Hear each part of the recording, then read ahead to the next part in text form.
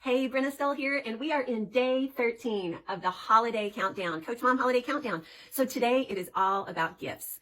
Now, I want to warn you, this could be a little overwhelming. I want every day to be super simple, but there are a few things that I'd like us to talk about. This is not going to take a lot of your time as far as an exercise goes, but I want you to think through these things because they really all go together. So when you think about Christmas gifts, I want you to think in terms of blocks and batches. So blocks of different things. So first you've got your list.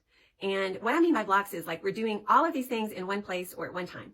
So what I do want you to do today is if you've not started your Christmas list yet, go ahead and decide where you're going to have your list so that you can keep everything all together in one place. And also decide who is going to be on your list. Now, you don't have to write down all the things that you're planning to give these people or anything, but just today, you're going to go ahead and write down the names of all the people that you want to give gifts to this season, and you are going to put it in one place together. Now, this can be a little tricky, right? Because we don't want people to find our list. So here are a few ideas on places that you can put your list. So Jessica Flott sent in a great idea about keeping it in Google Keep. Now, I didn't know about this, but this is a list making part of Google, and you can put that in, and the cool thing is you can share it with your spouse, you can share it with whoever needs to know about it, but it is password protected. Other than that, it's in your phone, it's with you at all times. So I love that idea. Also, you might just want to do the basic, like I have done through the years. If I have a spiral that I'm working out of or a calendar, I'll try to find like a page that's kind of in the back or hard to find, and then write down, maybe some very like either initials or something not outright, in case that page get found. But the problem I have with that is sometimes I'll have it out on my desk and then forget, the kids come in from school and then they might see it. I know that also someone else talked about having a Christmas notebook, and that's a great idea. The main thing is the notebook has to be put away before people see it. So decide who you're going to give to and go ahead and make that list today. So we're blocking the list. Now, I want you to think in terms of blocking the time when it comes to purchasing the gifts. Are you going to do most of your purchases online, or are you going to be out and about doing your shopping? Whatever that is, ask yourself realistically, how much time should I allot for this? Because it is going to take some time. Go ahead and look on your calendar and just guesstimate. Guess when you might be able to do that and just pencil that in. The third thing, so we're blocking our list, we're blocking our time for shopping, we're blocking storage. Okay, now that is like one of the hardest things, right? Where do we keep these gifts? And you may have heard what I shared yesterday. There was a gift that I knew needed to be hidden really, really well, or my daughter was going to find it. And literally it's been 2 years. I still don't know where that is. I have looked. I try to ask myself, where would I hide it if I'm trying to hide it in the best place? So we don't want to be losing gifts. I have found that the best thing to do is also to block the storage of those gifts. So putting them all in a few main places, or one main place if you can.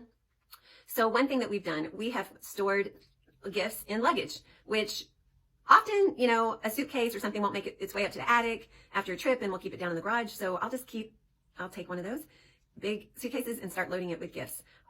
Another thing, we're church planters, so we have things in our garage from the church, and we have bins of stuff. I'll just empty out a bin that's normally there, put that stuff somewhere else, and fill it with gifts for the time being. And it's still super accessible to me. I know Elena Troyer gave us the idea yesterday that she opens up a diaper bag. Now this gets the diaper box, a box of diapers. This gets the Super Sneaky Sleuth Award. She opens it up very carefully. She takes out all the diapers and then puts in gifts. And then she actually puts some diapers on top of that. And then she keeps it in its normal spot, like in the closet with some stuff on it.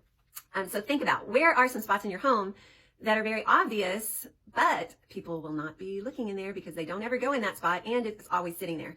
Now, the spots I don't recommend are somewhere in your closet, down in the behind, in the corner, on the floor, under your bed. Those are the first spots kids go to, right?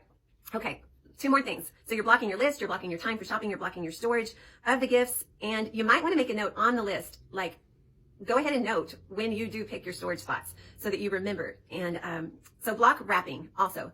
And we'll talk more about this, but having a set time, if you can look ahead at your calendar, figure out when you would like to get your wrapping done, when is going to be the best time. And if you need to get either a mother's helper during that time or kids to grandparents, and try to do it all in one fell swoop, or let your husband take the kids and you do it by yourself. I like the option of having help with the kids so that husband and wife can work on it together. But that is one thing. And Cleette Harrison brought up the idea of using brown paper, just the mailing paper. We do the same. Then we use it year round, and kids can write on it for someone's birthday, or You can just add fun, different ribbons at Christmas time. And Cleette also mentioned that she gets different colored ribbons or certain wrappings or something that are specific to each person in the family, so she never even has to put a label on them.